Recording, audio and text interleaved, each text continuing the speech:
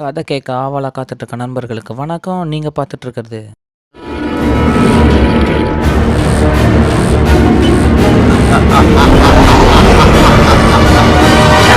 ஒரு கதை சொல்லவா?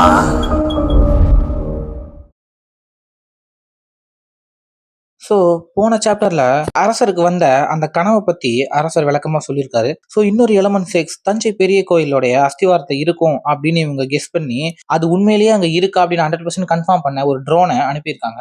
அந்த ட்ரோன் அனுப்ப போற தகவலை எதிர்பார்த்து காத்துட்டு இருக்காங்க. நீங்க சாப்டர் 16 பார்ட் 1 பார்க்கலனா போய் பார்த்து வந்துருங்க. அடுத்து என்ன ஆகுதுன்னு பார்ப்போம். ஸோ அந்த வகையில் இன்னைக்கு நம்ம பார்க்க போறது 2500 அந்தி மண்டலத்தில் ஒரு வாழ்க்கை அப்படின்ற புக்குடைய அத்தியாயம் 16 பாகம் 2 சாகச பயணம். 3 பேரும் அந்த ட்ரோன் கிட்ட இருந்து வரப்போற தகவலை எதிர்பார்த்து காத்துக்கிட்டு இருக்க சில மணி நேரம் கழிச்சு கோவில் அடைஞ்சதா அந்த ட்ரோன் கிட்ட இருந்து தகவல் வருது. அந்த தகவலை பார்த்ததும் அடுத்து என்ன தகவல் வரப்போகுதுன்னு 3 பேரும் கம்ப்யூட்டர் ஸ்கிரீனையே உத்து பாக்குறாங்க. அதுக்கப்புறம் சோதனை ஆரம்பிக்குது அப்படின்னு ட்ரோன் கிட்ட இருந்து தகவல் வருது. வேலையை முடிக்க எவ்வளவு நேரம் ஆகும் அப்படின்னு அரசர் கேட்க, கொஞ்ச நேரம் ஆகும் அரசே, கோயிலுடைய மொத்த பரப்பளவையும் சோதனை செய்யணும்ல அப்படின்னு ஐசக் பதில் சொல்றான். முதல்ல அந்த ட்ரோன் சில உயிரினங்கள் இருக்கிறதா தகவல் அனுப்ப அதை பார்த்து பயாலஜிக்கல் சிக்னேச்சர்னா என்ன ஐசக் அப்படின்னு ஆஷ்லே கேட்கறான். அதுக்கு ஐசக் ஏதாவது உயிரினங்கள் இருந்தா அந்த மாதிரி காட்டும் அப்படின்னு பதில் சொல்றான்.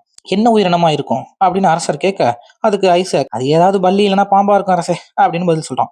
கொஞ்ச நேரம் கழிச்சு நிறைய கனிமங்களுடைய விவரங்களை அந்த ட்ரோன் தகவலை அனுப்புது. ஐசக் அந்த விவரங்களை அப்படியே வேற ஒரு திரையில மாத்தி, மண்டே இந்த மெட்டீரியலுடைய காம்பினேஷன் ஏதாவது எலமெண்ட் 6ஓட மேட்ச் ஆகுதானே செக் பண்ணி சொல்லு அப்படின்னு சொல்றான். மண்டேவும் ஐசக் சொன்னதுபடி அந்த வேலையை ஆரம்பிக்கிறான். சிஸ்டம் மானிட்டர்ல ப்ராசஸிங் அப்படின்னு வருது. 3 பேரும் அதையே பதட்டத்தோட பாத்துக்கிட்டு இருக்க, கொஞ்சம் கூட எதிர்பாராத வகையில 100% மேட்ச் கன்ஃபார்ம்டு அப்படின்னு சிஸ்டம் மானிட்டர்ல வருது. அதை பார்த்ததும் ஐசக், அரசர், அதுக்கப்புறம் ஆஷ்லி 3 பேரும் சந்தோஷத்துல துள்ளி குதிச்சு கத்தி கூப்பாடு போடுறாங்க. அந்த சந்தோஷத்திலேயே அரசர், அப்படின்னா சீக்கிரமா ஜெட்லயோ இல்லைன்னா பைக் மூலமா அங்க போய் அந்த கல்லை எடுத்துட்டு வந்துட வேண்டியதான் அப்படின்னு சொல்றாரு. அரசர் அந்த மாதிரி சொல்லிட்டு சந்தோஷத்துல துள்ளி குதிக்க அதை பார்த்து ஆஷ்லேவும் சந்தோஷப்படுறான். ஆனா இந்த பக்கம் ஐசக் மட்டும் திடீர்னு அமைதியாகிறான். சந்தோஷத்துல துள்ளி குதிச்சுக்கிட்டு இருக்க அரசர் ஆஷ்லேவும் ஐசக்குடைய அமைதியை பார்த்து அவங்களும் அமைதியாகிறாங்க. அதுக்கப்புறம் ஆஷ்லே ஐசக் பக்கத்துல போய், என்னாச்சு திடீர்னு அமைதியாகிட்ட அப்படின்னு கேட்கறான். அதுக்கு ஐசக், ஒன்னும் இல்ல, தஞ்சை பெரிய கோயிலுக்கு போறதுல ஒரு சின்ன சிக்கல் இருக்கு அப்படின்னு சொல்றான். அதை கேட்ட அரசர், என்ன சிக்கல் அப்படின்னு கேட்க, அதுக்கு அது அரசே, நாம தஞ்சை பெரிய கோயிலுக்கு ஹைப்பர் லூப்லயோ ஜெட்டுலயோ இல்லனா பைக்லயோ இதுல எது மூலமாவும் போக முடியாது. ஒரே ஒரு வழி, காட்டு வழியா நடந்துதான் போயாகணும் அப்படின்னு சொல்றான். அதுக்கு அரசர், ஏன் இதுலயும் போக முடியாதுன்னு சொல்ற அப்படின்னு சந்தேகத்தோட கேட்க, 1, தஞ்சை பெரிய கோயில் இருக்கிற இடத்துக்கு ஹைப்பர் லூப் பாதை கிடையாது.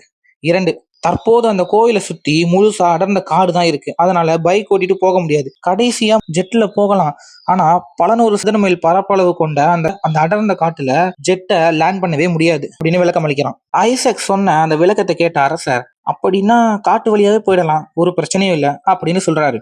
அரசர் சொன்னதை கேட்ட ஐசக், என்ன அரசு இவ்வளவு சாதாரணமா சொல்றீங்க? காட்டு வழியா போறதுல எவ்வளவு ஆபத்து இருக்கு தெரியுமா? காட்டுக்குள்ள பயங்கரமான மிருகங்கள்லாம் இருக்கு. அதுகிட்ட மட்டும் நம்ம மாட்டினா ஒரு எலும்பு கூட மிச்சம் வைக்காம சாப்பிடும் அப்படின்னு சொல்றான். ஐசக் சொன்னதை கேட்டு ஆஷ்லே பயப்படுறான். ஆனா அரசரும், ஐசக், இந்த ராஜராஜ சோழன் எப்பவுமே எதுக்குமே அஞ்ச மாட்டான், எல்லாவற்றிற்கும் எப்போதும் தயாரா இருப்பான் அப்படின்னு உனக்கு ஏற்கனவே நான் சொல்லியிருக்கேன் அப்படின்னு சொல்றாரு. அரசர் அதோட நிக்காம மேலும், நான் கட்டாயமா காட்டு வழியா தஞ்சை பெரிய கோயிலை நோக்கி பயணிக்க போறேன், என்னோட யார் வரப்போறீங்க அப்படின்னு கேட்கிறாரு. அரசர் அந்த மாதிரி கேட்க ஐசக், ஆஷ்லே 2 பேரும், கண்டிப்பா முடியாத அரசே, அந்த கொடூரமான மிருகங்கள் கிட்ட மாட்டி சாகிறதுக்கு நாங்க தயாரா இல்லை அப்படின்னு கோரஸா சொல்றாங்க. 2 பேரும் அந்த மாதிரி சொல்ல அரசர் அதை கேட்டு கோவப்படுறாரு. அப்படியே அங்க இருக்கிற டேபிள் மேல ஏறுறாரு. அதுக்கப்புறம், உங்க 2 பேருக்கு என்னாச்சு? நான் சொன்னது எல்லாத்தையும் மறந்துட்டீங்களா?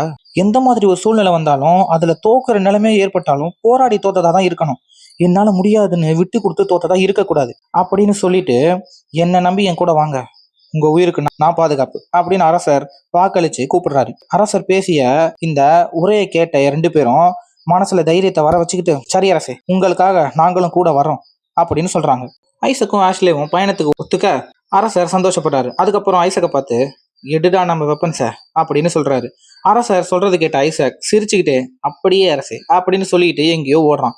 ஆஷ்லே ஒன்றும் புரியாம பார்த்துக்கிட்டு இருக்க, கொஞ்ச நேரம் கழிச்சு ஐசக் சில வெப்பன்ஸோட அங்க வர்றான். பிளாஸ்மா கன், பிளாஸ்மா ஸ்வாட், பிளாஸ்மா போ அண்ட் ஏரோ அப்படின்னு ஏகப்பட்ட பலவிதமான ஆயுதங்களை எடுத்துட்டு வந்து அவங்க முன்னாடி டேபிள்ல வைக்கிறான். யார் யாருக்கு எது பிடிச்சிருக்கோ அதை எடுத்துக்கங்க அப்படின்னு ஐசக் சொல்ல அரசர் சிரிச்சுக்கிட்டே அந்த ஆயுதங்கள்ல இருந்து பிளாஸ்மா வில்லையும் அதுக்கப்புறம் பிளாஸ்மா அம்புகளையும் எடுத்துக்கிறாரு. அதோட பிளாஸ்மா ஸ்வாடையும் எடுத்துக்கிறாரு. ஆஷ்லே நீயும் உனக்கு பிடிச்சதை எடுத்துக்க அப்படின்னு அரசர் சொல்ல ஆஷ்லே பக்கத்துல வந்து அந்த வெப்பன்ஸை பாக்குறா. எனக்கு அம்பு எல்லாம் குறிப்பாத்து விட தெரியாது, வாளும் வீச தெரியாது, நான் பேசாம இந்த பிளாஸ்மா கன்னை எடுத்துக்கிறேன் அப்படின்னு சொல்லிட்டு பிளாஸ்மா கன்னை எடுத்துக்கிறான். நானும் பிளாஸ்மா கன்னே எடுத்துக்கிறேன் அப்படின்னு சொல்லிட்டு ஐசக்கும் பிளாஸ்மா கன்னை எடுத்துக்கிறான். அப்புறம் ஐசக் பயணத்துக்கு இன்னும் என்னென்ன எல்லாம் தேவைப்படும் அப்படின்னு அரசர் கேட்க அதுக்கு ஐசக், அரசே நம்ம காட்டு வழியா போக போறோம், அதிகமா பொருட்களை எடுத்துட்டு போக முடியாது, அதனால அஸ்திவாரத்தை தோன்றதுக்கு மட்டும் ஒரு புரோட்டோடைப் மிஷினை எடுத்துக்கலாம் அப்படின்னு சொல்றான். அதுக்கு அரசர் ஆஷ்லும் சரின்ற மாதிரி தலையசைக்க அப்போ ஐசக், மறந்துட்டேன், இங்கேயே இருங்க, ஸ்பெஷல்லா ஒரு ஐட்டம் இருக்கு, அதை போய் நான் எடுத்துட்டு வந்துடுறேன் அப்படின்னு சொல்லிட்டு எங்கேயோ போறான். என்னவா இருக்கும் அரசே, உங்களுக்கு ஏதாவது தோணுதா அப்படின்னு ஆஷ்ல கேட்க, தெரியல, அவன் என்ன எடுத்துட்டு வரான்னு பாப்போம் அப்படின்னு அரசர் பதில் சொல்றாரு. கொஞ்ச நேரம் கழிச்சு ஐசக் தட்டையா 3 பொருளை எடுத்துட்டு வரான்.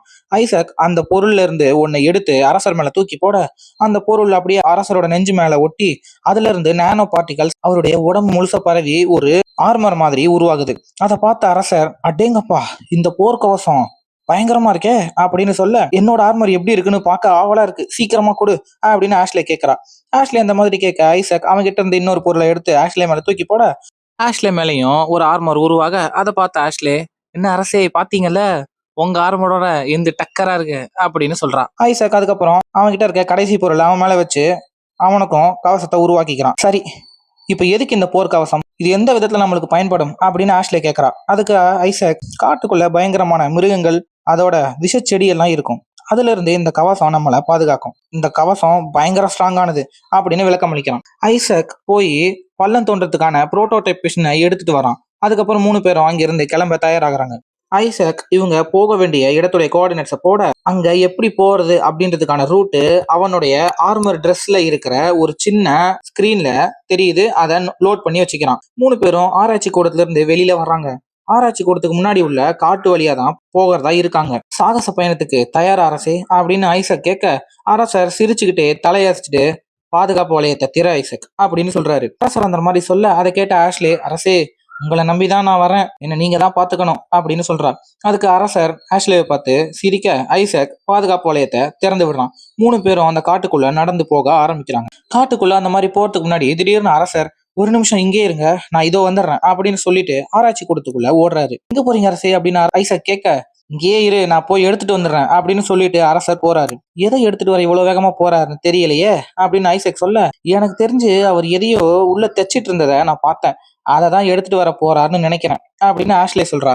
இவங்க 2 பேரும் இந்த மாதிரி பேசிட்டு இருக்க போனவரு திரும்பி வராரு. என்ன அரசே எதையும் காணோம், எதுக்கு போனீங்க, எதை எடுத்துட்டு வந்தீங்க அப்படின்னு ஐசக்கும் ஆஷ்லேவும் ஒன்னா கேட்க அரசர் திரும்பி அவருடைய முதுக காமிக்கிறாரு. பார்த்தா அவர் வேட்டையாடின போது கொன்ற அந்த பயங்கரமான மிருகத்துடைய தோலை ஒரு ட்ரெஸ் மாதிரி தைச்சு போட்டிருக்காரு.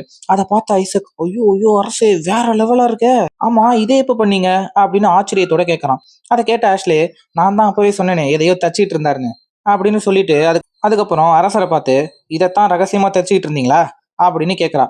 ஆமா இதைதான் தச்சிட்டு இருந்தேன், எப்படி நல்லா இருக்கா அப்படின்னு கேட்டுட்டு அரசர் நடக்க ஆரம்பிக்கிறாரு. அருமையா இருக்கு அப்படின்னு சொல்லிட்டு 2 பேரும் அரசரோட சேர்ந்து நடந்து காட்டுக்குள்ள போறாங்க. இப்படி 3 பேரும் காட்டுக்குள்ள போக இந்த இடத்துல நம்மளுடைய அத்தியாயம் 16 முடியுது. ஸோ எலமெண்ட் 6 தேடி தஞ்சாவூர் பெரிய கோயிலுக்கு இவங்களுடைய பயணத்தை தொடங்கியிருக்காங்க.